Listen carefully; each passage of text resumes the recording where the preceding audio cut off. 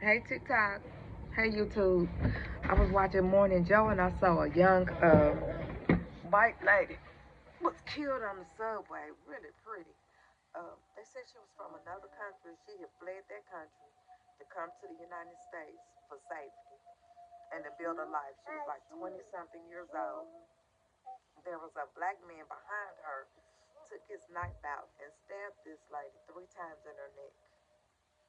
What was the purpose of it?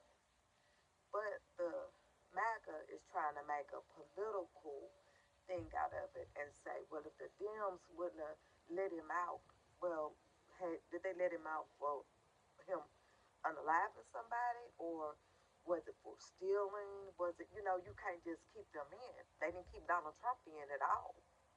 And he's got 34 felony counts. Headself was accused of inappropriately touching a woman. He didn't go in. So it's several people in that administration. That's why they can't use the law and order thing, because you get an administration full of criminals. If it wasn't an administration full of criminals, you would possibly be able to use that. But because your administration is full of criminals, you're not going to be able to use that.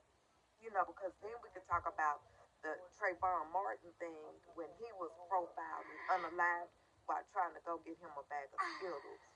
Or we could talk about how Trump wanted to execute the Central Park Five, and they ended up being completely innocent.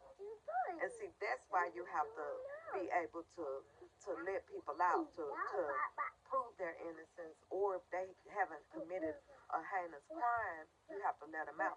Now, I'm a firm believer now. If you want to live somebody, you need to stay in there, unless it's self-defense. And what that man did to that young lady was definitely go that way. You're not gonna knock my computer off. Go that way. Was definitely not self-defense. You know. And was he mentally ill, or was he just evil? Because everybody that commit crimes are not mentally ill. Most people, I think, that commit crimes are not mentally ill. Some people just evil. Some people just on drugs, and the drugs cause them to act outside of their character. Because this young lady was just sitting there after she had worked a long, hard shift, trying to get home or wherever she was going, and this man took her life, but she had no right to. But we have to say that for everybody. Trayvon shouldn't have lost his life. Central Park Five almost lost their lives over a lie. So we have to just look at the violence that's in America. America's always been chaotic and violent. You know what I mean? Since the first colonizers got here, it's been predicated. Move, honey. It's been predicated on violence since the first colonizers got here. Now, our thing is, what can we do about it? But what we're not going to do is let MAGA use it as a talking point. Sorry, y'all, my battery low. What we're not going to do is let MAGA use that as a talking point for law and order. And then once again, nothing gets done. And once again, Joe Scarborough was pushing. We need 5,000 cops. Where is the 5,000? Everywhere. 5,000 in every state. What's that going to do? Where does that 5,000 come from? Every state will not need 5,000 cops. So where did that come from? Now I'm going to tell you what my supervisor said yesterday. My boss, she's a millennial, super sweet white woman.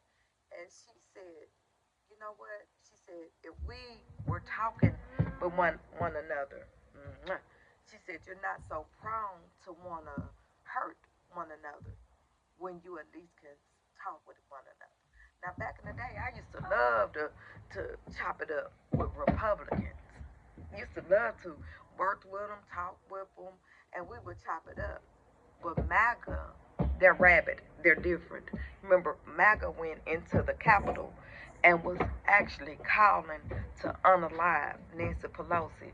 And we also remember that Donald Trump, when Nancy Pelosi's husband was attacked, he was in a thing and he was doing that, marking Nancy Pelosi's husband.